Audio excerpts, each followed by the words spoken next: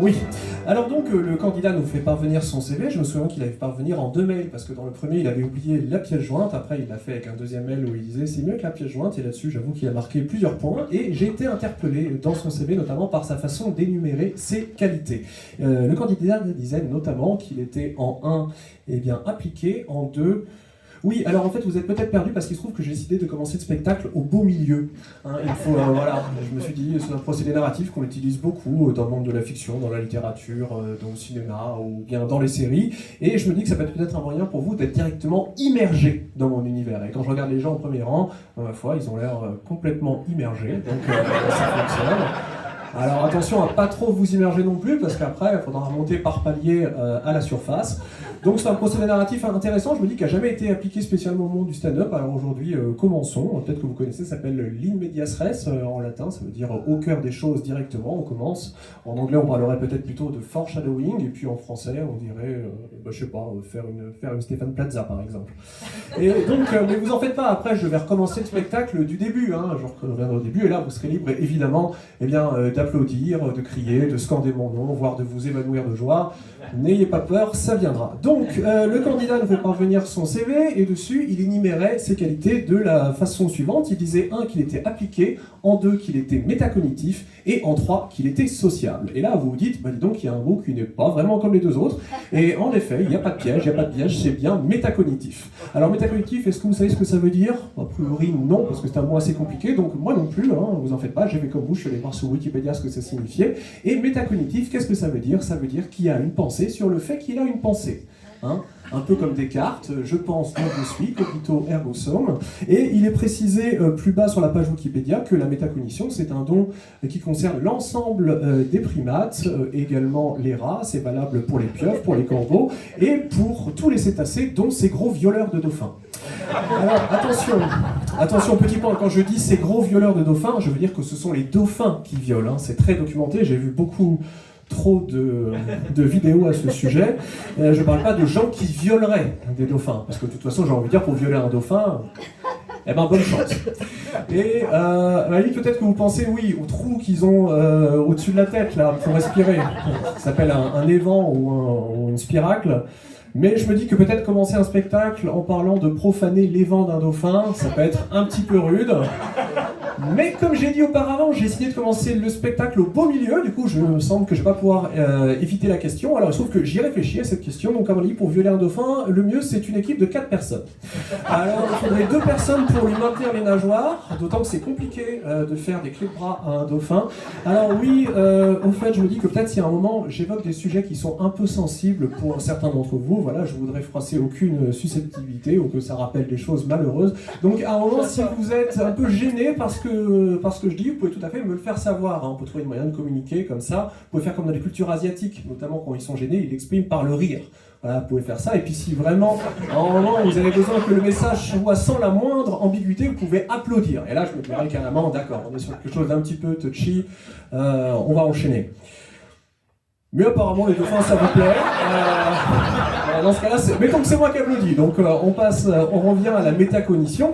Et tout de suite, si c'est valable pour tous les primates et également les rats, j'ai envie de dire que ça fait un peu moins impressionnant sur le CV. Vous en concéderez. Mais par contre, c'est peut-être l'occasion pour vous-même d'étoffer un curriculum vitae. Vous pouvez par exemple dire vous-même que vous êtes métacognitif, ou par exemple que vous maîtrisez, je sais pas, la bipédie à 100%, ou que vous êtes même carrément capable de vous reconnaître dans un miroir. Et ça, c'est pas donné à tout le monde. Notamment les gens qui sont non-voyants, ou Bernard Arnault par exemple. Et là, vous dites, c'est quoi la blague? Bernard Arnault ne peut pas se regarder dans un miroir, il est en train de sous-entendre qu'il serait tellement moche qu'il ne peut pas s'y voir. Alors non, c'est pas du tout mon propos, c'est ma pensée, mais ce n'est pas mon propos. Alors peut-être vous dire, ah oui, il ne peut pas se regarder dans la glace, d'accord, c'est une métaphore pour dire que voilà, il manque un petit peu de conscience morale. Vous pensez sans doute à la politique délétère d'LVMH qui crame des vêtements tout à fait fonctionnels pour conserver la valeur, ou encore au fait que sa simple fortune à Bernard Arnault permettrait d'héberger tous les sans-abri de France et solutionner une bonne partie de la faim dans le monde. Non, c'est toujours pas mon propos, mais j'aime beaucoup votre façon de penser, je la trouve un petit peu taquine, un peu impertinente. Non, ce que je voulais dire, c'est que Bernard Arnault, il ne peut pas se voir dans un miroir. Pourquoi? Parce que lorsqu'il est face à la glace, il voit rien en face. Et oui, là j'ai envie de dire, réfléchissez un peu. Est-ce que vous avez déjà vu Bernard Arnault soumis à la lumière du jour? Non. Est-ce que vous avez déjà vu Bernard Arnault en train de manger du préfou? Eh ben non, eh ben non. Faut réfléchir un peu, il faut connecter les points. Moi, il se trouve que les points, je les connecte depuis que je suis tout petit, et quand on a tout bien connecté les points, bah vous savez, à la fin, ça forme une espèce de girafe mal dessinée. Enfin, ça, c'est surtout sur les sets de table des menus enfants de Pizza Dell'Arte en 1996. Bon, j'ai l'impression qu'on commence le spectacle au beau milieu, c'est pas super. Maintenant, je comprends qu'on le fasse pas dans le stand-up, donc on va faire comme si toute cette partie n'avait pas existé, et donc je recommence, vous en faites pas, je reviens.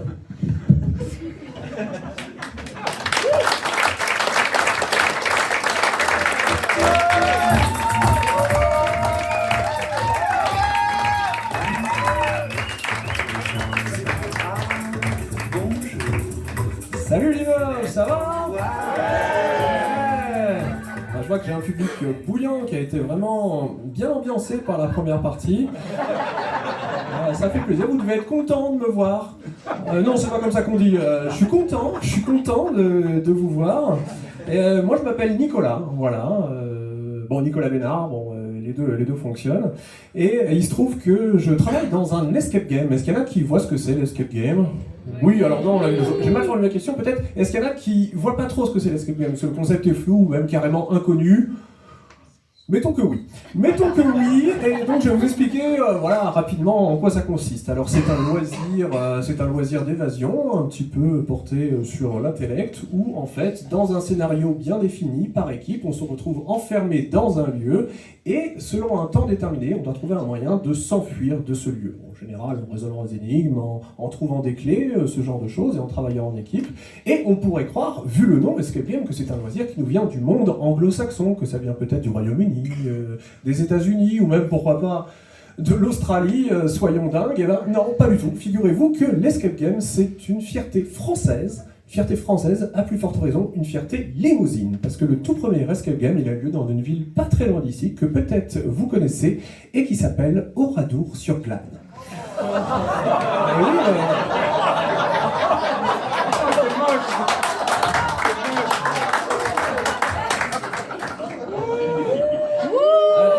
excusez-moi, c'est un fait très documenté, mais rassurez-vous, il se trouve qu'en effet, dans un premier temps, ça n'a pas suscité beaucoup d'engouement, et puis finalement est venu le XXIe siècle, et subitement, le loisir a fait florès. Alors, il se trouve que, voilà, ne vous inquiétez pas, depuis, on a drastiquement revu la difficulté à la baisse, en insistant notamment beaucoup plus sur le côté, voilà, résolution d'énigmes, au détriment du côté division SS, enquête de vengeance aveugle. Et du coup, ça me donne l'idée de vous poser peut-être un petit jeu ce soir, si vous êtes partant de troquet culturel. Est-ce que vous voulez jouer avec moi au jeu des 1001 nuits? Est-ce que ça vous dit de jouer au jeu des 1001 nuits? Oui, un bel enthousiasme, ça fait plaisir. Alors, vous connaissez le jeu des 1001 nuits. Je vais appeler quelqu'un qui s'appelle Sherazade pour monter sur scène à côté de moi. Est-ce qu'il y a quelqu'un dans le public qui s'appelle Sherazade? Non. Eh ben, du coup, on ne peut pas jouer au jeu, malheureusement. C'est dommage. Alors, heureusement, il se trouve que j'ai prévu un plan B. Parce que bon, vous le savez, lorsque je me déplace, ça crée un petit peu, voilà, une effervescence, un engouement, parfois carrément des mouvements de foule. La preuve, c'est que c'est complet ce soir, hein. C'est complet ce soir, ça aurait été complet, bah ouais. Ça aurait pu être ici, ça aurait pu être au Zénith, pareil, hein, la question, sauf que moi je préfère prendre des petites salles parce qu'on est plus proche du public, voilà, moi ça me fait plaisir. Et du coup je reçois énormément de courriers, beaucoup de courriers au point que, voilà, il n'y a plus de place dans le boîte aux lettres. Alors ce que j'ai fait, c'est que j'ai pris une boîte postale du côté de Île. Alors Île, pas dans le 87, Île dans les Deux-Sèvres en l'occurrence, parce que j'estime qu'il y a plus de place là-bas.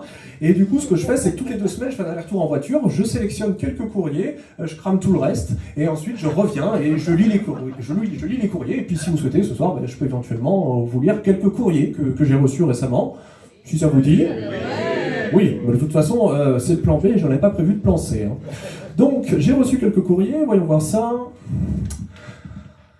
Alors, notamment, un premier courrier que je vais vous lire. Alors, c'est signé Romane de Limoges, je vous le lis. Bonsoir Nicolas, j'ai adoré ta dernière prestation sur scène, c'était à la fois drôle, touchant, extrêmement bien tourné et mené avec la maestria que l'on te connaît. blablabla. Bref, ceux qui te connaissent savent que tu brilles également par ton expertise du monde des images et des symboles. Alors apparemment vous ne connaissez pas tant que ça, mais il se trouve que oui, c'est vrai, j'ai ma petite notoriété. Et comme cela fait plus de 10 ans maintenant que tu as quitté la région parisienne pour vivre à Limoges, peux-tu nous confier ton avis éclairé sur les symboles de notre belle cité? Et justement, je crois que la personne...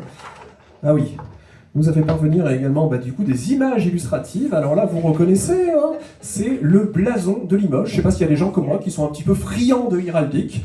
Alors ici, il n'y a pas de lion léopardé à liêtre d'azur sur fond de gueule.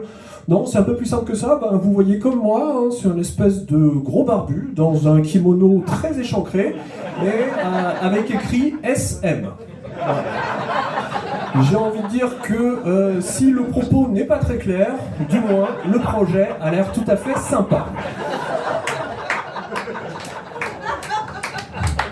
Alors un autre emblème de Limoges et du Limousin en général, vous reconnaissez également, c'est la croix occitane. Elle est jolie la croix occitane. Écoutez, moi j'ai décidé de lui attribuer un petit 3 étoiles sur 5. Alors je vous explique mon raisonnement. C'est vrai qu'elle est jolie, moi la croix occitane me fait penser à un shuriken, vous savez, les étoiles de ninja. Mais en quelque sorte la version pour bébé. Parce que si vous regardez, au bout de chaque pointe, ils ont mis une petite boule, en quelque sorte pour pas qu'ils se blessent. Voilà, alors moi je pense que l'Occitanie, ça existe depuis un certain temps, peut-être qu'on peut grandir, peut-être qu'on peut retirer au bout d'un moment les petites boules.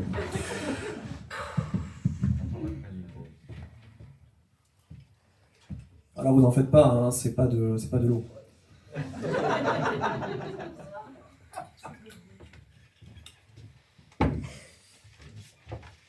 Alors, si vous le voulez bien, je vais passer maintenant au deuxième courrier. Alors, cette fois-ci, c'est Jean-Damien de Île, dans les Deux-Sèvres, qui nous écrit. Et il nous dit bonjour. Enfin, il m'écrit à moi, hein, mais il se trouve que je vous le lis. Bonjour Nicolas, je t'écris avec une certaine réticence. Tiens. J'ai des questionnements sur le monde et je me dis que tu serais susceptible d'y apporter une réponse. Mais j'appréhende le fait qu'à tous les coups, tu vas lire mon courrier à haute voix devant une 50aine de personnes. J'ai l'impression que tu n'as pas vraiment saisi le principe d'une correspondance privée. Est-ce que tu peux me promettre que ce courrier restera entre toi et moi? Oui. Flûte menteur. Alors le flûte est écrit tel quel, hein. D'ailleurs, si vous lisez, le flûte est écrit tel quel est écrit également. Il dit, bon, tant pis, voilà ma question. D'où vient l'expression « pleuvoir des hallebardes » ? C'est vrai que c'est une expression assez intéressante que peut-être vous connaissez, qui est très très imagée. Alors moi j'aime bien cette expression « pleuvoir des hallebardes » parce qu'elle est assez originale, parce que vous connaissez sans doute l'expression un peu plus utilisée « pleuvoir des cordes », et c'est vrai que lorsque la pluie tombe particulièrement drue, on a l'impression de voir des formes rectilignes, ce sont des formes rectilignes, et on peut imaginer des cordes. Pour des hallebardes, j'ai envie de dire, c'est peut-être un petit peu plus compliqué. C'est-à-dire qu'il y a eu un gars qui était là un jour et puis qui a dit à ses potes « Est-ce que vous n'avez pas l'impression de voir tomber du ciel des armes de la Renaissance tardive, des armes d'Ast, comme ça, avec une hampe de section polygonale, avec au bout un fer de hache, un fer de lance, ainsi qu'un bec de corbin pour mieux désarçonner les cavaliers ?» Ce à quoi ses potes ont répondu ouais, franchement, j'avoue. Et du coup, j'ai fait mes petites recherches et apparemment, ce serait un certain Jean-Guy qui a inventé cette expression dans les Deux-Sèvres en 1585. Alors, au passage, petite parenthèse très rapide sur les Deux-Sèvres, c'est un département de merde. Je vous explique mon raisonnement. Pourquoi? Il n'y a personne qui vient des Deux-Sèvres ici? Si? Voilà, je vais t'expliquer pourquoi. C'est simple parce qu'il y a deux rivières qui coulent dans les Deux-Sèvres. Il y en a une qui s'appelle la Sèvre et l'autre qui s'appelle la Sèvre. Franchement, j'ai envie de dire qu'on est vraiment dans le bastion de l'originalité en France. Si vous croisez une famille typique des Deux-Sèvres, elles vont être là, bonjour, je vous présente nos 6 enfants, Jean, Damien, Damien-Jean, Jean-Jean, Jean-Damien et Damien-Damien. Là, on a un 7e qui est en route, mais on va peut-être pas le garder parce qu'il se trouve qu'on n'a plus d'idée de nom, quoi. Voilà, et donc je suis remonté à ce Jean-Guy dans les Deux-Sèvres, et c'est pas la seule expression qu'il a inventée. Je trouve ça dingue qu'elle soit restée avec le temps, parce qu'elle est quand même très particulière, mais donc il a inventé une autre expression, également l'expression « le fruit du hasard ». Mais lui, il l'utilisait pas dans le sens que l'on connaît aujourd'hui. Lui, il disait le fruit du hasard pour parler des petites baies rouges, ou alors oranges qui poussent sur le troène commun. Les Gostrum vulgare. Et parfois, quand on les mange, c'est simplement dégueulasse et on remis pendant 2 jours, et puis parfois on a des alus, on a l'impression de voir des hallebardes qui tombent du ciel, quoi. Voilà. Et je me dis peut-être que vous avez cette image mentale, pendant que j'en ai parlé, est-ce que vous avez vous-même imaginé dans votre tête des hallebardes en train de tomber du ciel, pour ceux qui arrivent à visualiser vraiment une hallebarde? Est-ce qu'il y en a parmi vous qui avait cette image en tête Non? Non? Bah super. Super, ça va complètement dans le sens de mon propos. Alors j'imaginais un truc un peu plus facile peut-être pour vous. Vous imaginez une pomme, vous pouvez le faire? Oui, merci, super. Et maintenant, est-ce que vous pouvez imaginer cette pomme en train de pivoter, comme ça?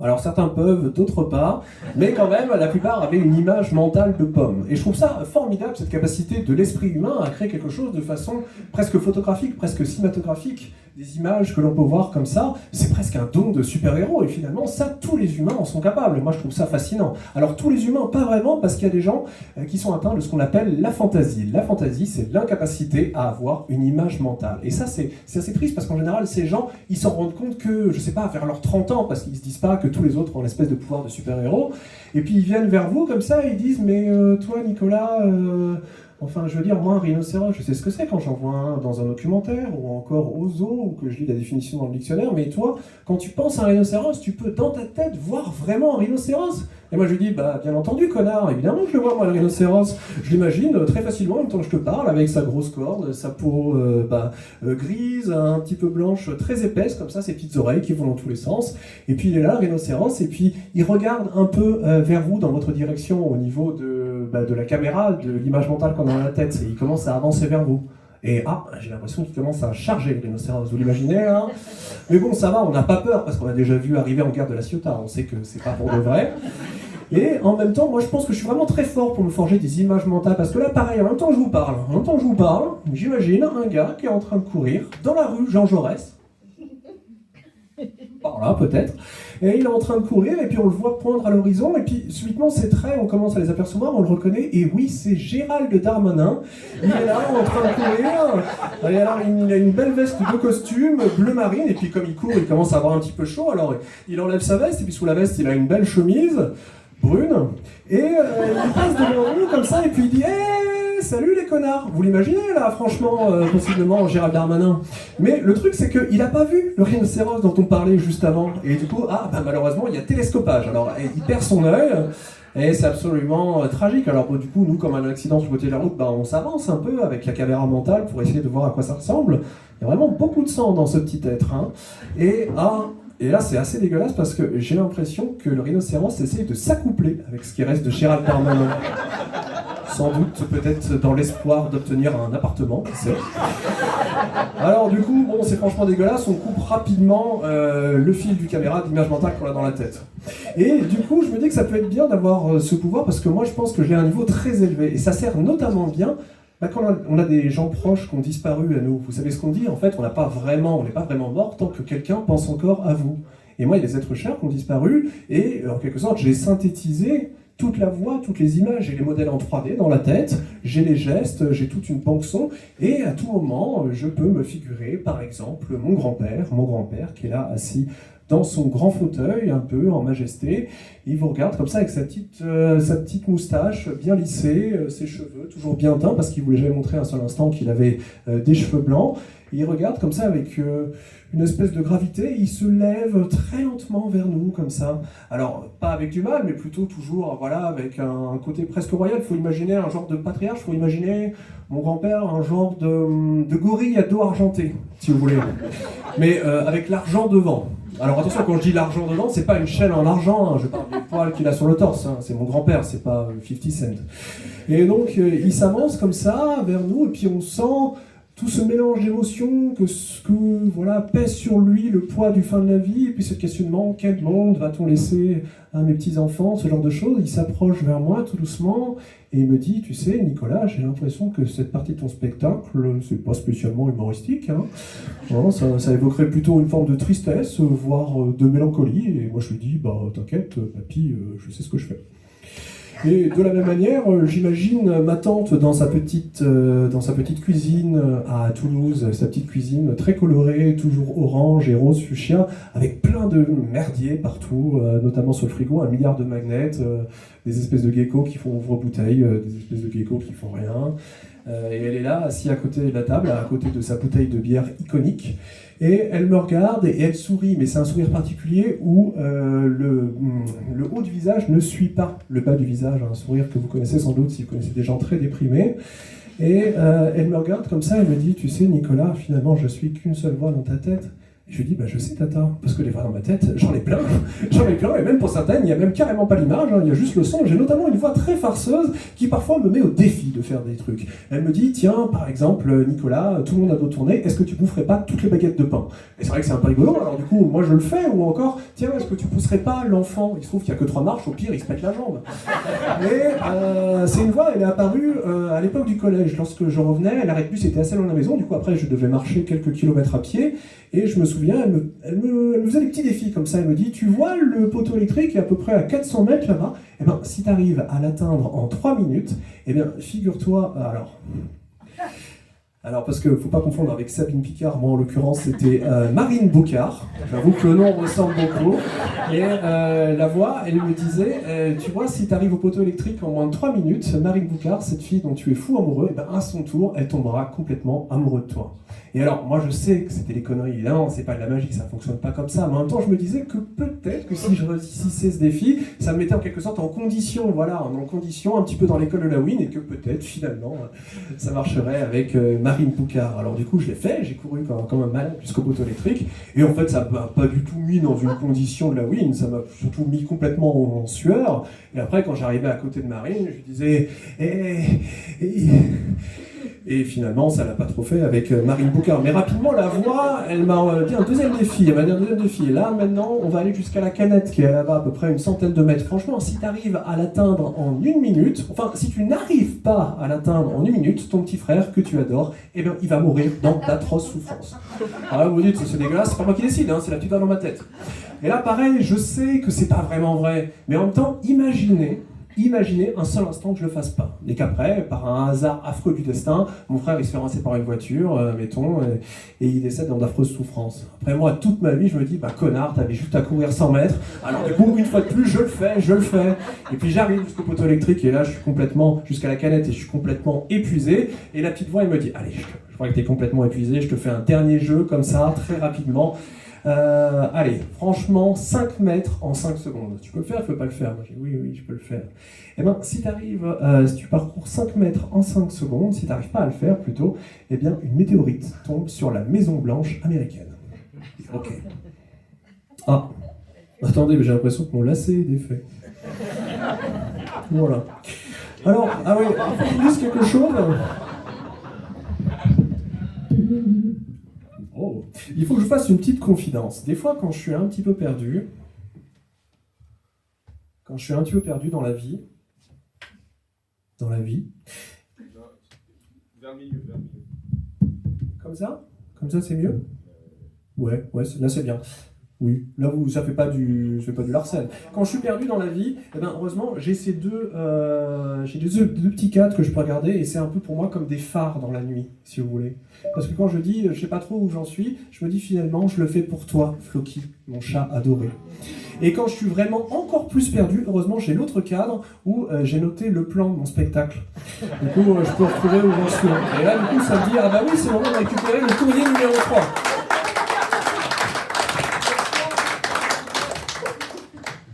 Oui, en effet, Stéphane, ça aurait pu te servir. Alors, courrier numéro 3. Bonjour Nicolas, excellent spectacle, excellente énergie, ton âme est belle et pure comme le cristal. Bon, je vous passe le tout parce que c'est très long. Voilà, j'ai un problème. Je suis tombée amoureuse d'un homme que je croise régulièrement à la Zumba. Il est généreux dans sa façon de danser, grand et d'une grâce que l'on ne soupçonnerait pas au premier abord. Il sourit beaucoup et semble extrêmement gentil. Je me sens ému, rien qu'à le voir plier avec soin son pantalon de ville pour se mettre en tenue de Zumba. Les gestes de ses grandes mains sont tendres et adroit. Un jour, en dansant, je l'ai bousculé, involontairement. Peut-être était-ce mon corps qui parlait à ma place. Il m'a attrapé très naturellement et j'ai senti ses mains chaudes sur mon dos. J'en rêve parfois de cet instant et j'imagine que nous dansons ensemble et qu'il m'embrasse. Je meurs d'envie de lui parler, de l'inviter à boire un verre ou un café, mais je suis trop intimidé par sa présence pour l'aborder. Comment faire? Aurais-tu des astuces ou des conseils? Eh bien, Viviane, Non. Non, pas du tout, pas du tout. Viviane, vous savez, en ce moment, il se trouve qu'à l'appart, on a des mythes alimentaires.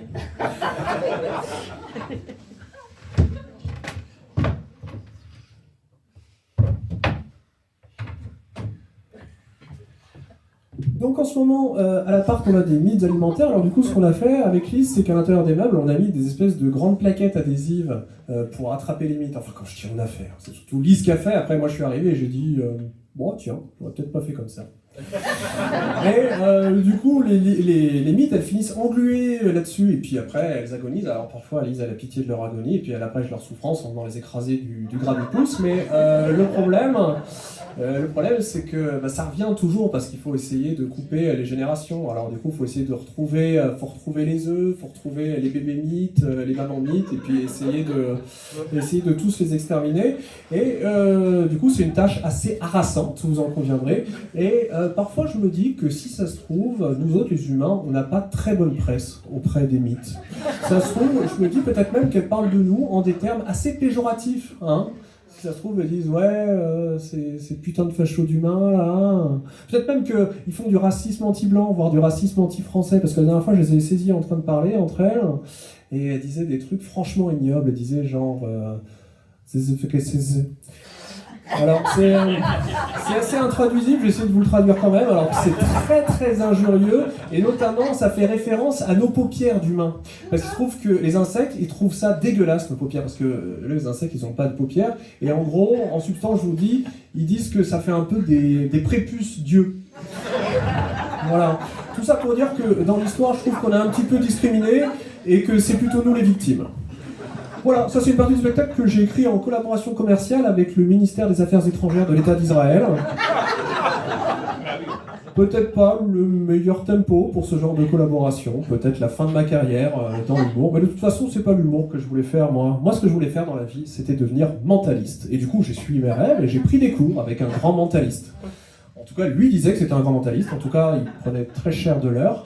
Et du coup, à l'heure qu'il est, j'ai atteint le rang de maître en mentalisme. Alors là, vous vous dites, waouh, incroyable. Alors, il faut savoir que le rang de maître, c'est pas très haut dans la hiérarchie des mentalistes, parce qu'après, il y a grand maître, puis cavalier d'ivoire, magicien satiné, dragon blanc aux yeux bleus. Mais quand même, voilà, j'ai mon petit niveau à l'heure qu'il est, et si vous voulez, je peux vous faire une petite démonstration, quoi, si ça vous dit. Ouais, ça vous dit ça fait plaisir, un bel enthousiasme comme ça. Est-ce qu'il y a quelqu'un qui veut monter sur scène? Ah, c'est toujours le moment un petit peu délicat, qui veut...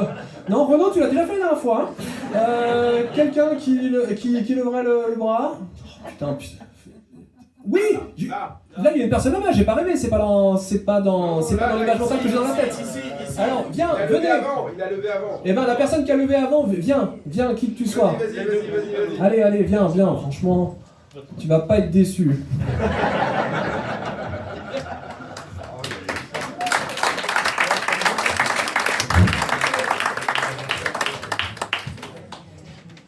Alors, salut, ça va? Comment tu t'appelles? Pablo. Il s'appelle Pablo, mais vous avez peut-être entendu. Moi, je m'appelle Nicolas, ça aura peut-être une importance juste un peu plus tard. C'était ton seul t-shirt, Pablo? Ouais. Ok, cool. Alors, du coup, Pablo, je vais te demander de penser à une personne, d'accord, au prénom d'une personne qui serait là, ce soir, dans cette salle, sur scène, juste à côté de toi. C'est bon, Pablo, tu l'as? Alors maintenant, je vais... Alors regarde-moi, parce que sinon je ne peux pas deviner, évidemment. Alors, voyons voir, la personne est plutôt stylée?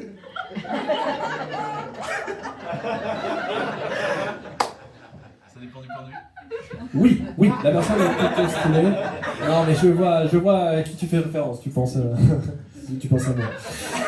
Non, mais ça, c'est peut-être un exercice un peu facile. Si vous voulez, je fais un exercice un peu plus compliqué de mentalisme. Je l'ai appris très récemment. Vous allez voir, c'est assez impressionnant. Je prends un livre au hasard.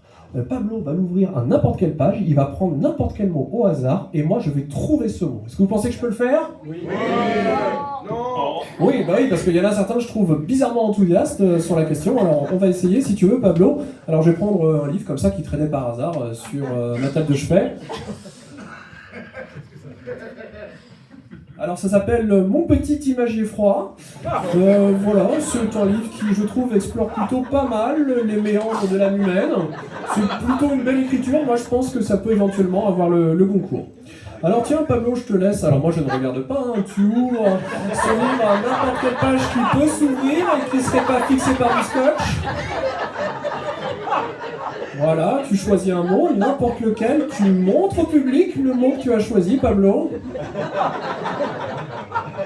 C'est bon, vous avez vu? Si on voit pas très bien, tu peux Vous voyez pas très bien? Est-ce que tu peux t'approcher? Ouais. Est-ce que vous avez tous vu, tous au fond? Bah sinon vous ferez du téléphone arabe si vous avez déjà entendu parler de cette théorie. Non? Alors, du coup, maintenant je vais essayer de voir avec Pablo pour trouver le mot. Alors Pablo, ne rigole pas parce que sinon ça coupe un peu le... Alors Pablo, voyons voir, tu penses à un animal de la famille des gastéropodes peut-être? C'est possible. C'est possible. Oh! Il a essayé de me mentir, il a essayé de me dire escargot. Mais non Pablo, c'est une limace! Bravo, merci. Alors rapidement, un tout dernier Pablo, je demandais à réfléchir dans ta tête à une couleur qui serait un petit peu une nuance entre le vert et le bleu et qui rime avec Seine-et-Oise. C'est bon, tu l'as? Ouais, il est pas sûr. Bon, en même temps, on va peut-être garder ça pour la fin. Je vous laisse un petit peu de suspense sur la question. Bah, merci beaucoup de ta participation, Pablo. Super t'asseoir, vous pouvez l'applaudir. J'espère qu'il n'y a pas spécialement bien dans l'obscurité. Bon, on est d'accord, ça fait pitié. Et puis, franchement, c'est pathétique. Enfin, je veux dire, j'ai 39 ans, quoi. Des fois, j'ai une petite voix dans la tête, une de plus, et qui me dit, tu sais, Nicolas, j'ai l'impression que t'es un peu plus proche de tes 40 ans que tes 20 ans. Et là, j'ai une deuxième voix qui arrive et qui dit, bah, même, je pense que t'es plus proche de tes 40 ans que tes 30 ans. Et là, il y a une autre voix qui arrive et qui dit, hey, si le calcul sont exacts, t'es même encore plus proche de tes 40 ans que tes 35 ans. Et là, il y a une autre petite voix qui arrive et qui dit, au fait, c'est bientôt plus qu'une seule génération entre toi et la mort. Ça, j'avoue que c'est une petite voix que j'aime pas trop, je préfère ça là, dans C'est pas sorcier. Et du coup, des fois, je fais ça et je me dis, et si je recommençais ma vie depuis le début, hein, cette fois-ci, histoire de rien gâcher, de vraiment faire les choses bien depuis le début. Est-ce que vous avez déjà fait ce rêve de recommencer votre vie depuis le début? Et ben moi, plus que d'en rêver, je l'ai fait. Je l'ai fait, donc je nais comme ça, tout naturellement, et puis cette fois-ci je me dis, Nicolas, essaye pour une fois de te donner un petit peu à fond. Et puis là, j'ai quoi, 2 semaines, pas plus, et subitement, mon père vient voir ma mère, et puis il dit, je sais que c'est assez incroyable, mais j'ai l'impression que l'enfant, là, il va déjà dire son premier mot. Et en effet, on dirait qu'il va parler, et... Ma. Ma. Ma mère a dit, je crois qu'il va dire maman. Ma. Macron démission. Alors évidemment, en 1986, il se trouve que mes parents, ils n'avaient pas la ref, mais moi, ça me faisait un petit peu plaisir. Alors du coup, je continue rapidement le cursus. Vers 2 ans et demi, je passe mon bac, mention assez bien. Oui, seulement mention assez bien. Bah, il se trouve que si ma prof de philosophie ne tarissait pas d'éloges à mon égard, pour la prof de PS, c'était un peu plus compliqué. Elle qu'à me regarder comme ça, elle me disait, bah alors Nicolas, on saute 10 classes, mais apparemment, on a un peu de mal à sauter une haie. Et puis finalement, ça marche pour moi, et puis j'ai un souvenir de moi, comme ça, dans la voiture, avec maman, pour mes 4 ans, où elle me mène au studio de télé, parce que j'ai une petite émission de télé régulière. En fait, une émission de débat, où je débat face à BHL, et en même temps, je me fous un petit peu de sa gueule. Ça s'appelle BBBHL, c'est un grand succès sur Antenne 2 à l'époque, et en même temps je suis là dans la voiture avec ma mère sur mes 4 ans, et il y a peut-être quelque chose qui cloche, parce que si vous avez regardé ma fiche Wikipédia, ben vous vous souvenez que normalement j'ai un petit frère qui naît 4 ans et demi après moi, sauf que là ma mère elle est pas enceinte. Et je me dis donc, en recommençant ma vie, en étant cette espèce d'enfant génial à moitié excentrique, est-ce que dans la foulée, j'aurais pas fait en sorte que mes parents oublient de recevoir mon petit frère? Et autre question, est-ce que moi je peux imaginer vivre une vie sans mon petit frère? Bah non, c'est dégueulasse, je l'aime trop. Alors du coup, qu'est-ce que je dois faire? Eh ben, je dois recommencer ma vie, une nouvelle fois, mais cette fois-ci en infiltré. C'est-à-dire que jusqu'à l'âge de mes 4 ans, je dois jouer un vrai bébé. Et du coup, ça donne lieu à des trucs un petit peu étranges, genre notamment ce moment où ta mère te donne le sein. Parce qu'elle, elle fait ça très naturellement, mais toi tu dis, bah c'est bizarre quand même. Je suis content que Freud soit mort, sinon j'ai peur qu'il se foute un petit peu de ma gueule. Et puis aussi, il y a le passage des couches. T'es là, tu dis, bah non, je suis un humain civilisé, je pas envie de me faire dessus comme ça. Puis finalement, tu fais, t'es au chaud, et puis rapidement, ça devient un petit peu gênant. Du coup, tu dis à ta mère, faut venir me changer. Enfin, tu le dis en bébé. Du coup, elle dit « Ah, j'ai l'impression qu'il a faim ». Et toi, tu dis « Non, c'est plutôt l'inverse ». Alors, rapidement, heureusement, on arrive à l'étape du pot. Et ça, l'étape du pot, franchement, c'est un grand sujet de fierté, que ce soit à 1 an ou même à 39 ans, à l'heure qu'il est. Parce que tu es là sur le pot, tu produis quelque chose et subitement, c'est l'euphorie dans ta famille. Voilà, il y a ton père qui dit « Oh là là, mais Nicolas, regarde ce que tu as fait, c'est absolument formidable ». Il brandit ça comme si c'était la Coupe du Monde. Tu dis « Papa, secoue pas trop quand même ». Il dit « Va montrer à mamie ». Alors du coup, moi, je vais montrer à mamie. Elle me dit « Bravo Nicolas, mais c'est formidable ce que tu as fait ». Et là, moi, à ce moment-là, je ressens même franchement une fierté, disons, au premier degré.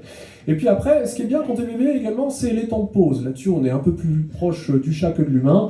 Et moi, quel que soit l'âge, il faut dire que j'ai jamais rechigné à faire une sieste. Alors du coup, tu profites, bon, le couvre-feu est à 19h, bon, en attendant, tu profites un petit peu, mais ta mère, elle te dit « Attends, Nicolas, d'abord, je vais te lire un livre. » Bon, ok. Alors, écoute bien. Limace. Limace. Limace, oui, tu dis ok, maman, j'ai compris. À ce moment-là, ce que je fais, c'est que je fais semblant de dormir. Ça, pareil, c'est une technique que j'ai gardée à l'âge adulte et qui sert notamment lors des covoiturages. Parce que souvent, les gens me disent oh, bah dis donc, ça fait juste 5 minutes qu'on roule et regardez, Nicolas, il s'est endormi, il a dû être bercé par la bagnole. Pas du tout, je fais juste semblant, c'est juste que j'ai pas envie de vous écouter. Et du coup, on va parler un petit peu moins fort. Bah oui, merci, ça fait plaisir. Et du coup, bah là, je dois passer au courrier 4, j'ai l'impression. Alors, courrier 4, vous en faites pas, il en reste encore un petit peu. Alors, bonjour Nicolas, je suis dévasté. Ah merde, je t'explique pourquoi. À l'occasion de ton premier spectacle, Le Fil Rose, j'ai fait le déplacement spécialement depuis Saint-Pierre-et-Miquelon. J'avais tellement hâte de te voir sur scène.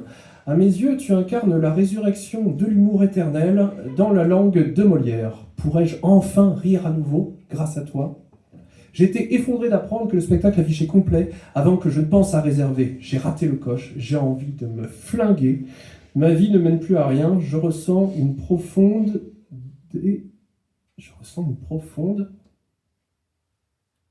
Alors oui, je m'adresse à la personne qui a écrit le mail, en l'occurrence Didier de Limoges. Didier, alors je le dis pour toi, ça sert pour tout le monde, détresse, ça s'écrit avec 2 S.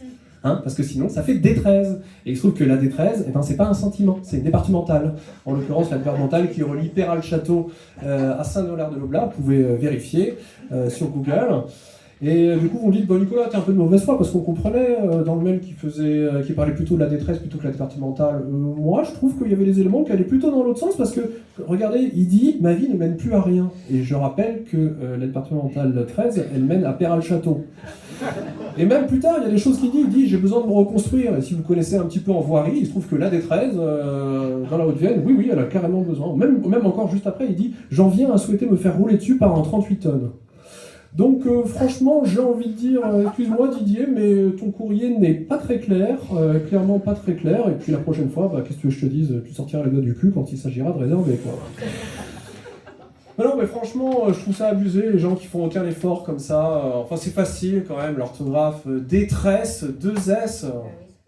Bah oui, on est d'accord. Répétez après moi, finesse, S. Guinness, S. Finesse, un S. Une S. D'accord. Ah oui, c'est bien ce que je finesse. Bon, on va recommencer parce que... Madame, taisez-vous. Donc, détresse, SS. Finesse, SS. Guinness, CRS.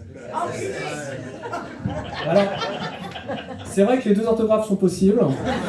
Et actuellement, on est plutôt on est en train de revenir avant la réforme orthographique de 1942. Et d'ailleurs, des fois je suis là et je me dis... Enfin, quand je dis je suis là sur scène devant vous, en général, c'est plutôt quand je suis au chiottes. Et je me dis, tout de même, Magda Goebbels, quelle femme! Et comme je suis tout seul aux toilettes, je ne ressens pas le besoin d'épiloguer, mais comme exceptionnellement ce soir c'est devant vous, peut-être que je vais un peu expliciter mes propos parce que j'en sens qu'ils sont un petit peu dubitatifs. Alors Magda Goebbels, peut-être que vous la connaissez, c'est la femme de Joseph Goebbels, qui était le ministère de la propagande du Reich hitlérien. Et elle est surtout connue pour un épisode de la toute fin de sa vie, Magda Goebbels, un épisode où elle était dans le bunker avec Hitler, avec Joseph et leurs 6 enfants. Et il y avait plutôt une sale ambiance, en gros, dans le bunker. On sauvait des nouvelles du front de l'Est.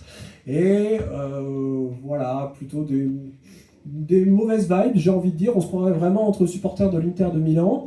Et puis à un moment, pour détendre l'atmosphère, Magda Goebbels s'est dit « Eh ben alors, on fait une belote ou on se suicide ?»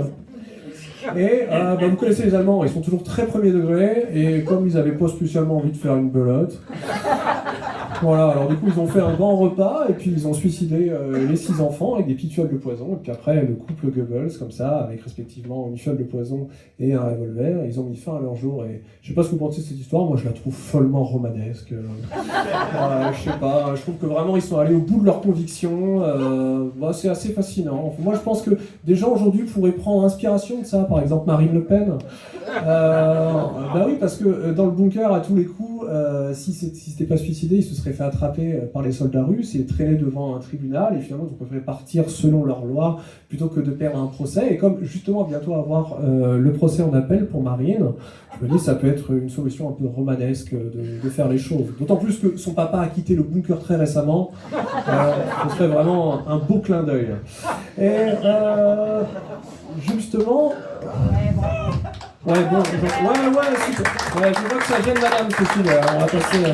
On va passer à autre chose. Mais justement, vous l'avez vu justement, c'est ça que je fais référence. Marine Le Pen a été frappée d'inéligibilité. Alors ça, c'est une phrase qu'on savoure en plusieurs parties, un petit peu quand on est sur les montagnes russes. C'est-à-dire, dans un premier temps, Marine Le Pen a été frappée d'inéligibilité. Là on voyage. Et c'est un peu comme dans les eaux aux États-Unis. Et là, vous dites comment ça, comme dans les eaux aux États-Unis? On voit pas trop le fil rouge dans ce qu'ils racontent. C'est parce que c'est pas un fil rouge, en fait, c'est un fil rose. C'est-à-dire que c'est comme un fil rouge, mais il est un petit peu cousu de fil blanc. Et donc, quand je dis... Oui, c'est beau, absolument. C'est le titre du spectacle, c'est bien foutu. Et donc, dans les eaux aux États-Unis, vous savez, il y a le bassin des crocodiles qui est à 5 mètres en contrebas. Et du coup, on dit on va pas sauter parce que si on saute, on risque de se péter la jambe, en plus derrière se faire attaquer, voire manger par les crocodiles. Mais apparemment, aux États-Unis, ça suffit pas. Il y en a plein qui disent il faut qu'on n'a jamais essayé. Et du coup, cette inéligibilité de Marine Le Pen, c'est un peu comme si on construisait une grande barrière pour que les gens se jettent pas dans le bassin des crocodiles. Parce que je veux dire, il a été avéré que elle a volé, elle a menti, et puis en plus, franchement, ils s'y sont pris un peu comme des branques, parce que vous avez lu l'histoire du mail de Sébastien Audoul, qui dit à Marine comme ça, en plus il le dit en signant son nom, et en écrivant son nom à elle, je veux dire, j'ai l'impression de faire plus d'efforts quand je falsifiais la signature de mes parents au collège. Il disait, oui, en fait, Marine, est-ce que tu pourrais un jour me présenter au député dont je suis censé m'occuper, et me dire également à quoi ça ressemble la ville de Strasbourg? Et en plus, ici dans leur nom, franchement, moi j'aurais pris des noms de code à leur place. J'aurais pris pour lui, je sais pas, petit furet vicieux, et puis pour elle, pieuvre musculeuse par exemple. Et du coup, finalement, ils n'ont pas pris de véritables. Ils n'ont pas créé d'emplois d'assistants parlementaires, des emplois qui auraient pu être attribués à des Français. Et je me dis, finalement, si on résume, c'est les voleurs, c'est les menteurs, c'est les débiles, c'est les incapables, et en plus de ça, ils volent le travail des Français. Est-ce que ça vous rappelle rien? Et si, franchement, les Bordelais. Est-ce que les Bordelais... Ça vient plus la malade. Est-ce qu'il y a des Bordelais dans la salle? Non? Une petite blague sur les Bordelais. Alors, c'est 2 Bordelais qui rentrent dans un bar, sauf qu'en fait, c'est pas un bar, c'est un concept store, parce que au lieu des sous-bocs, en fait, c'est des vinyles japonais en 33 tours, et au lieu de la bière, c'est de l'IPA dégueulasse à 25 € les 25 centilitres. D'ailleurs, à propos d'IPA, cette nuit j'ai fait un rêve. J'ai rêvé que je montais ma propre marque d'IPA, comme on dit, et je me suis dit, si j'appelais ça, le nom de la bière, ce serait Jaloux. Parce que ça sonne bien en français, et puis même à l'étranger, il y a un peu cette connotation très française, jaloux. Je me dis que ça se marcherait vraiment bien en Chine, en Corée, au Japon, dans ce genre de choses, parce qu'on est très sur les choses du cœur, comme on sait faire nous en France. Et quand on prononce en entier, en plus ça fait un petit jeu de mots, ça fait IPA, jaloux. Pied jaloux. Voilà, moi à ce moment-là je me suis dit c'est une idée extraordinaire, mais bon apparemment ils font jamais appel à moi pour le marketing, donc qu'ils aillent se faire foutre.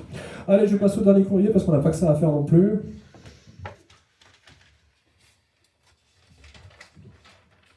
Alors, tiens, c'est une lettre anonyme, mais c'est signé quand même. C'est signé Javier de Limoges qui écrit et qui dit « Je soupçonne mon voisin d'être un serial killer ». Mais je ne vois pas de question dans ton courrier, Javier. Ou peut-être la question c'est... Excusez-moi. Peut-être que la question c'est comment est-ce qu'on peut savoir si notre voisin est un serial killer? Comment on peut déterminer si quelqu'un est un serial killer? Eh bien, C'est très simple, il se trouve que vous avez la chance parce que justement j'ai prévu un PowerPoint sur le sujet, c'est assez extraordinaire, alors j'arrive.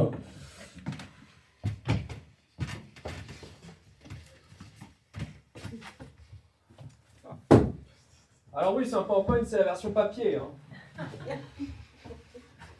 Je fais avec le budget de la salle.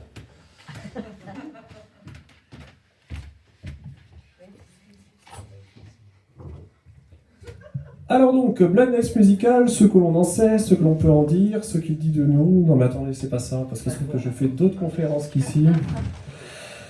Alors oui, le plan quinquennal, ouais.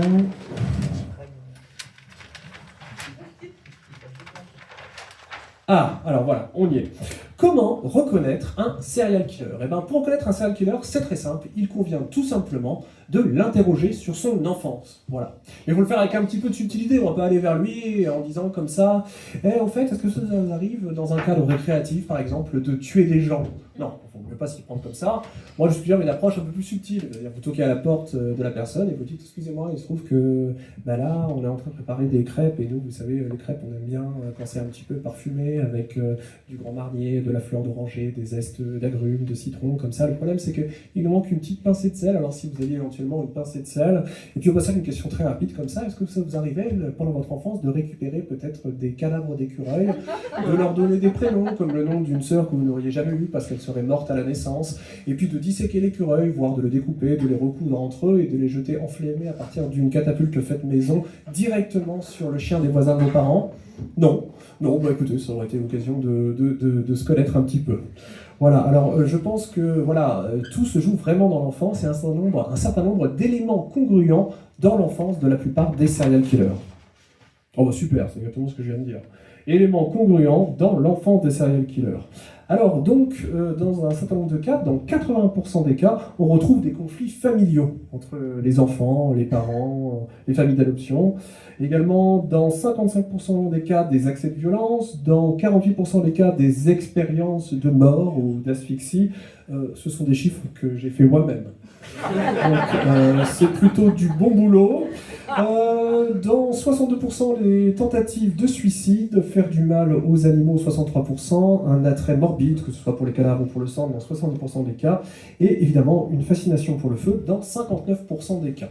Alors là, vous vous dites, bah oui, mais moi, il se trouve que j'ai eu des conflits familiaux quand j'étais petit, et puis même, j'aime bien voir le feu danser dans les yeux des démons, ça fait pas forcément de moi un serial killer, mais là, je dis attention, causalité n'est pas réciprocité. Ce n'est pas parce que toutes les chauves-souris sont des oiseaux que tous les oiseaux sont nécessairement des chauves-souris.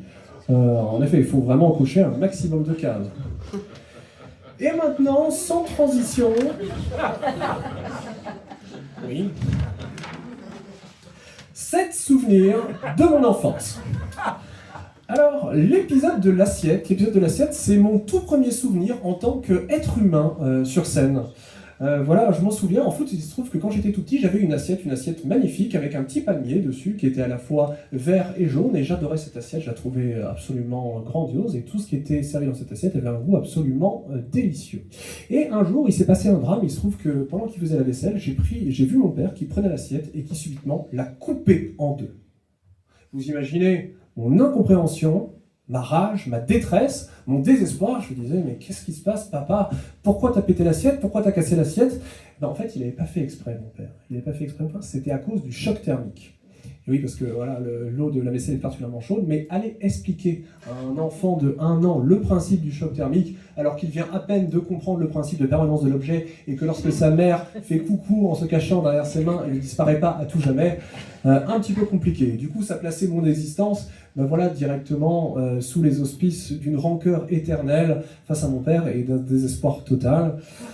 Alors, j'ai d'autres souvenirs, le problème c'est que j'ai plus de numéros là. Alors, je vais revenir sur un slide précédent.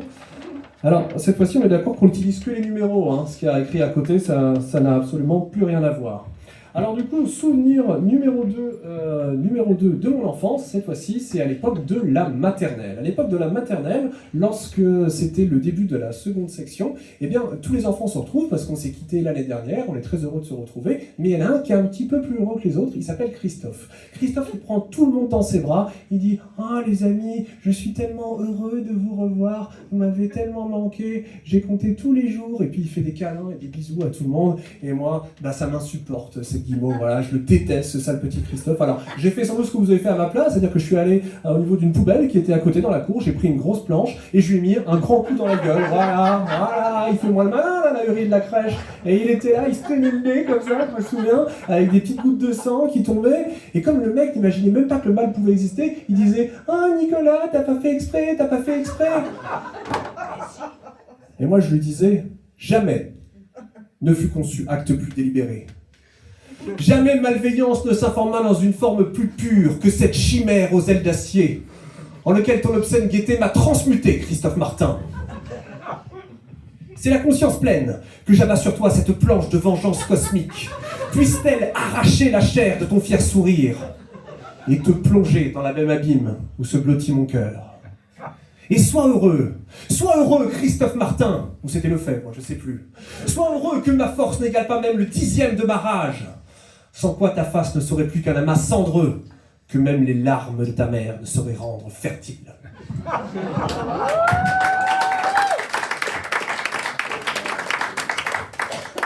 Alors ça, c'est ce que je lui disais, disons, en substance. Mais il se trouve que comme mes parents avaient omis, sans doute par laxisme, encore l'éducation de m'initier à Shakespeare, bah, du coup j'ai dû faire avec le vocabulaire d'un enfant de mon âge, et j'ai dit, bah si, j'ai fait exprès, Christophe.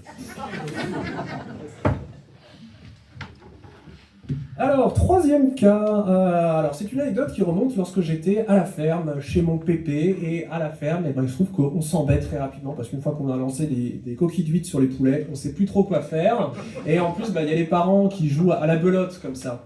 Alors du coup, moi je sais plus quoi foutre, et puis heureusement, c'est l'heure du café, et pour le café, il y a des petites pinces à sucre. Et avec la pince à sucre, on peut jouer, regardez, comme ça, à la pince mécanique, comme sur les docks du Havre. Alors c'est un jeu un petit peu technique, mais ça peut plaire à un enfant de cet âge. Et du coup, on prend un carré de sucre comme ça, et puis... Oh. Et là, c'est terrible parce que le carré de sucre, il reste bloqué dans la gorge. Et j'étais en train de m'étouffer, littéralement, d'asphyxier. Et incapable de le dire à mes parents, de faire parvenir le mot. En plus, sans doute par laxisme, une fois de plus, ils avaient omis de m'initier à la langue des signes. Et j'étais là, je voyais ma vie défiler devant mes yeux, pendant que eux, comme des cons, ils jouaient à la belote. Il y avait genre... 550 à 480, et du coup j'étais là, j'étais en train de crever, et puis bon, heureusement il se trouve que grâce au sucre gastrique, le carré de sucre a fini par descendre, et puis bon, je vous nique pas le suspense, il se trouve que j'ai plus ou moins survécu. Anecdote suivante, il se trouve que, oui, tout à l'heure je vous ai parlé de mon petit frère. C'est pas facile d'avoir un petit frère quand on est soi-même un grand frère, parce que parfois ça donne lieu à des situations franchement absolument injustes. Alors je vous prends à témoin. Ma mère avait 2 sucettes. Elle avait une sucette au citron, une sucette à l'orange. D'accord que celle au citron, c'est absolument délicieux. Celle à l'orange, mais c'est dégueulasse au-delà de tout. Et du coup, qu'est-ce qu'elle a dit, ma mère? Elle a demandé à mon frère de choisir le premier. Évidemment, ce sale petit connard, il a pris celle au citron, et moi je me suis trouvé avec celle à l'orange, par dépit, comme un malheureux. Est-ce que c'est pas complètement dégueulasse comme situation? Alors, j'ai fait sans doute ce que vous aurez fait à ma place. J'ai dit, d'accord, très bien, mais si c'est ça la vie, je vais me suicider. Alors du coup, je suis allé pour me suicider, je suis grimpé sur le balcon, et puis j'ai sauté directement dans le jardin.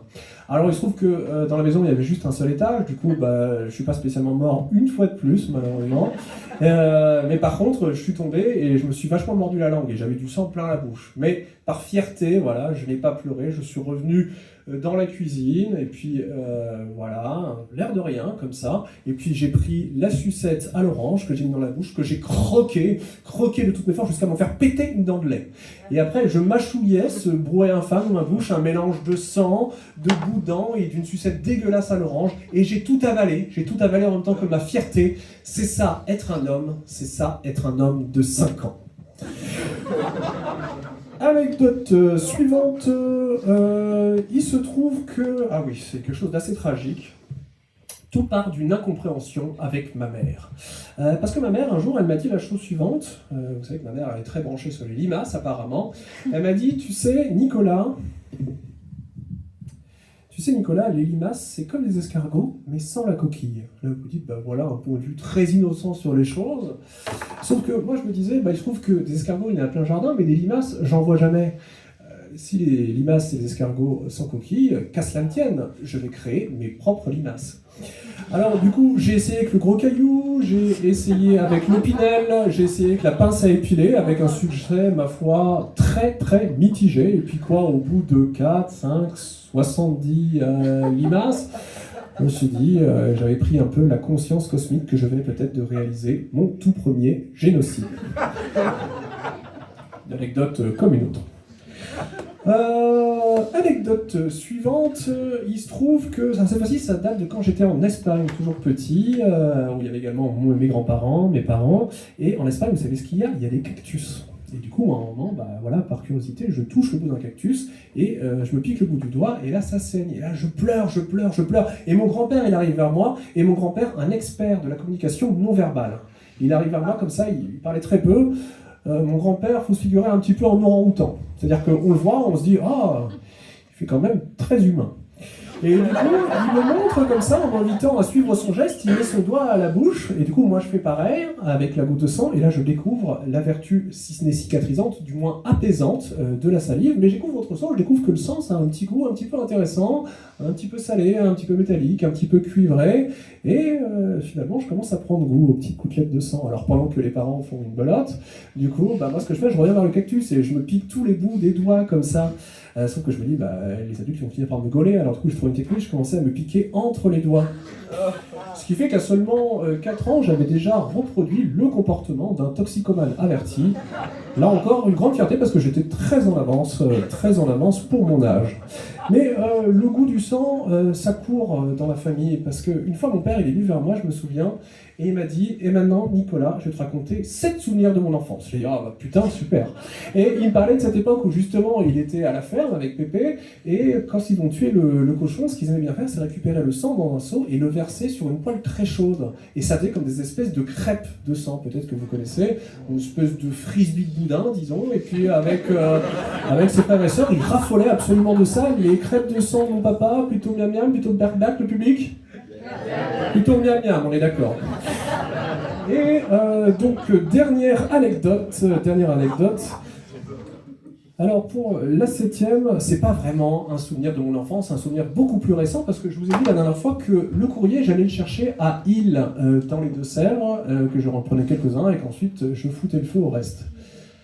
Il se trouve que Île dans les Deux-Sèvres, c'est un peu comme Limoges, c'est-à-dire que c'est un centre-ville très resserré, avec beaucoup de constructions en bois.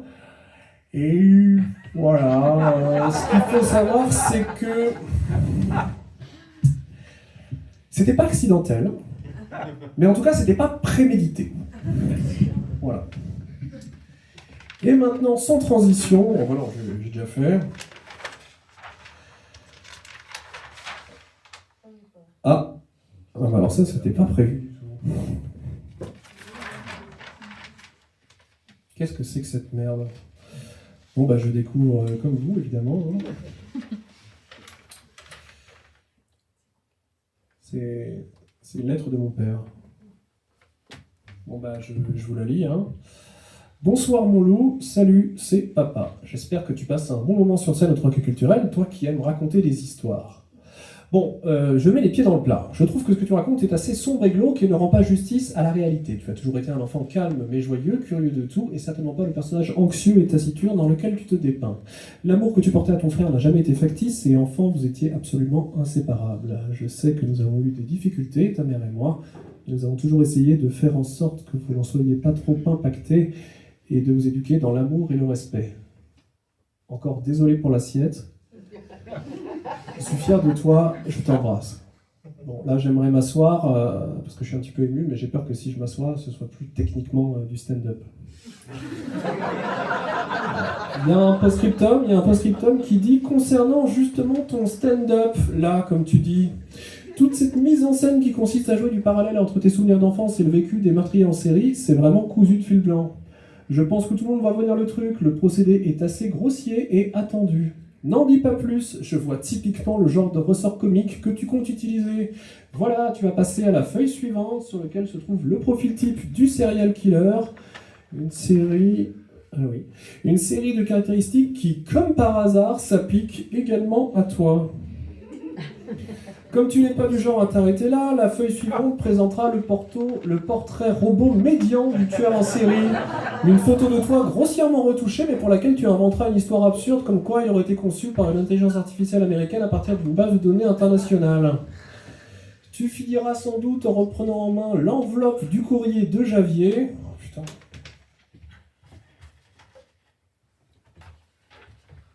En reprenant l'enveloppe du courrier de Javier et en réalisant avec une stupeur feinte que l'adresse de l'expéditeur est consignée au dos, et tu diras quelque chose comme « Incroyable, c'est pas vrai, c'est mon voisin ». Ce n'est pas vraiment ce que j'appelle déjouer les attentes du public. Dis-moi franchement, Nicolas, en toute franchise, est-ce que tu trouves ça drôle ? Oui.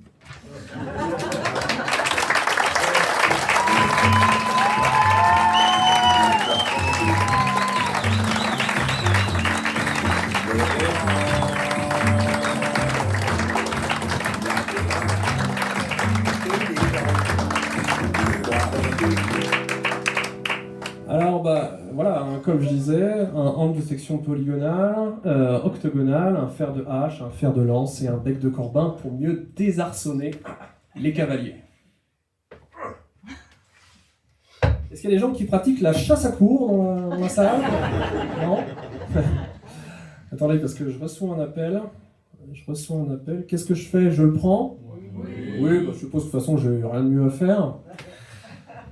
Alors oui, bonjour madame. Ah, apparemment c'est quelqu'un qui est dans le public qui me téléphone. Oui, est-ce que... Ah, vous êtes réfugié dans les toilettes, madame. Vous êtes réfugié dans les toilettes, la personne. Vous êtes réfugié dans les toilettes, madame, pour pas déranger le spectacle. Le résultat, une fois de plus, c'est assez mitigé, je vous le cache pas. Oui, pourquoi vous appeliez ? D'ailleurs, je vous mets sur haut-parleur ? Ah oui, non, plutôt pas, parce que sinon les gens risquent de se rendre compte qu'il s'agit d'une supercherie, en effet. Oui, vous n'avez pas compris le pré-fou. Attendez. Ah oui, je comprends, vous n'avez pas compris la blague du pré-fou. Si vous voulez, madame, je vais vous l'expliquer. Il se trouve que je sous-entendais que Bernard Arnault est un vampire. Voilà. Il y en avait qui n'avaient pas compris, apparemment, donc il faut bien me poser la question. Eh bien oui, du coup, il ne peut pas se voir dans un miroir, parce que les vampires en sont tout à fait incapables. De la même manière, il ne peut pas être soumis à la lumière du jour, au risque de brûler. Oui, madame, un petit peu comme les Anglais et Néerlandais, mais un peu plus grave néanmoins, un peu plus grave. Il ne peut pas manger du pré-fou non plus. Et oui, ce petit pain vendéen, au levain garni d'ail, il se trouve que les vampires sont allergiques. Voilà. C'est pas très drôle. Excusez-moi, madame, il se trouve qu'évidemment, lorsqu'on explique une blague, c'est jamais très drôle, hein. C'est pas drôle dans l'absolu. Eh ben écoute, reste dans tes chiottes, hein. Non mais franchement, ça me fait chier, quoi.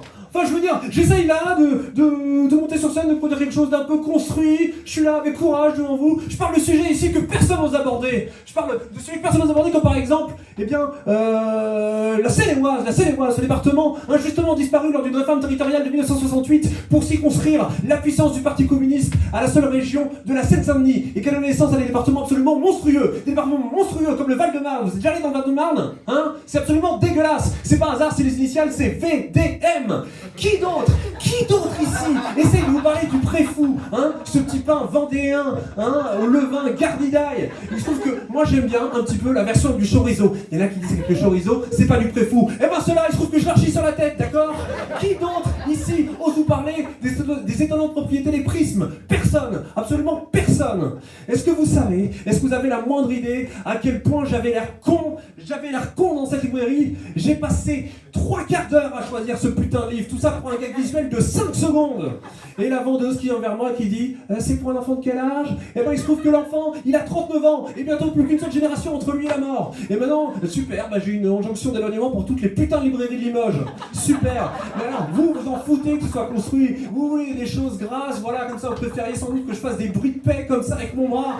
Et ben écoutez, je me suis beaucoup entraîné, il se trouve que je n'y arrive pas, parce que mon aisselle, elle est trop sèche à cause de mon mode de vie trop sain. Voilà, j'ai un mode de vie trop sain pour vos blagues trop grasses. Mais vous avez rien à foutre. Vous, ce que vous voulez voir, c'est des gens qui se cassent la gueule comme ça, comme dans Vidéo Gag. Alors on imagine par exemple Bruno Retailleau qui est là, qui glisse sur une peau de banane et qui tombe à la renverse dans un piège Viet Cong. Parce que sous le tapis de feuilles, eh ben, il y avait un trou avec au fond des pieux taillés dans du bambou très pointu comme ça. Il tombe et il agonise pendant des heures. Et vous trouvez ça marrant? C'est vrai que c'est un petit peu marrant, mais c'est pas du tout là où je voulais en venir.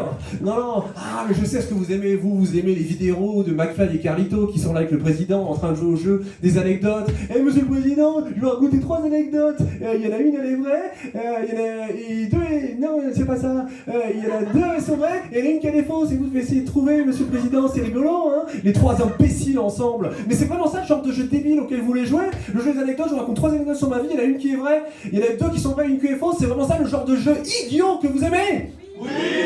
Eh ben on va y jouer. On va y jouer, donc je vous raconte 3 anecdotes sur ma vie. Il y en a une qui est fausse, 2 qui sont vraies. Saurez-vous trouver? Alors, anecdote numéro 1, un jour j'étais là, je me promenais en plein Paris, et subitement je bouscule un vieux, sauf qu'en fait c'était pas un vieux, c'était André Dussolier. Je ne saurais pas dire si c'est mythe ou réalité, quoi. Anecdote numéro 2, lorsque j'étais au collège, j'ai fini 2e à un concours régional de mathématiques et j'ai gagné, tenez-vous bien, un t-shirt et également un livre qui s'intitulait « S'amuser avec les polyèdres ». Une fois de plus, la fiction dépasse la réalité. On ne sait pas. Et enfin, 3e anecdote, il se trouve que je pratique le cannibalisme en club. Pas facile, hein? Pas facile. Alors là, la règle du jeu, c'est que je répète les anecdotes, mais avec un peu plus de détails pour que vous puissiez vous faire une idée plus précise de laquelle est juste, lesquelles sont justes et laquelle est fausse. Donc un jour, j'étais là, comme ça, je me promenais en plein Paris, comme un jeune chien fou qui court après les papillons, et je percute un vieux, sauf que c'était pas un vieux, enfin si, sauf que ce vieux, c'était André Dussolier, et là, il tombe à la renverse, alors heureusement, il n'y avait pas de piège Viet Cong, et il est là, et puis il me crie dessus, il me dit « Ouais, regardez un peu, vous avez mon vieux ?» Je l'imite pas très bien, mais lui, il le fait mieux. Et du coup, il le fait avec sa belle voix d'André Dussolier. Moi, j'ai l'impression, subitement, d'être dans un film avec une voix off, je sais pas, dans Amélie Poulain ou un film sur la Seconde Guerre mondiale. J'étoile plein les yeux, je me dis, mais putain, quelle chance d'avoir percuté le vieil André. Anecdote numéro 2, donc je vous ai dit, j'étais au collège, c'était lorsque j'étais en 5e, ce concours régional de mathématiques, ça s'appelle le concours Kangourou, peut-être que vous connaissez. Du coup, j'ai fait 2e, j'ai gagné un t-shirt, le t-shirt était blanc, il était deux fois trop grand pour moi, et le landau, il y avait écrit, en gros, 2e. Avouez qu'un t-shirt où il y a écrit en très gros 2e dans le dos, c'est un peu le genre de t-shirt qu'on a envie de porter tous les jours de sa vie. Et pour vous mettre un petit peu l'eau à la bouche, il se trouve que le premier chapitre de S'amuser avec les polyèdres, c'était les étonnantes propriétés des prismes. Et enfin, 3e anecdote, la dernière fois c'était un jeudi avec les 5 autres licenciés du club, on a mangé en une seule fois une petite vieille de 52 kilos, et en fait c'était pas une vieille, c'était Sabine Azéma. Incroyable. Alors là, vous avez peut-être une idée. Alors, je vais pas vous dire la réponse tout de suite. Hein. Je vous la ferai parvenir par pli scellé directement chez vous. Vous en faites pas, je vous retrouverai. Et peut-être même que si je me sens un petit peu l'âme grandiloquente, eh bien, je vous ferai savoir également quelle est cette mystérieuse couleur entre le bleu et le vert et qui rime avec sel et oise. Mais en attendant, le troquet culturel, je vous remercie de votre présence. Bonne soirée.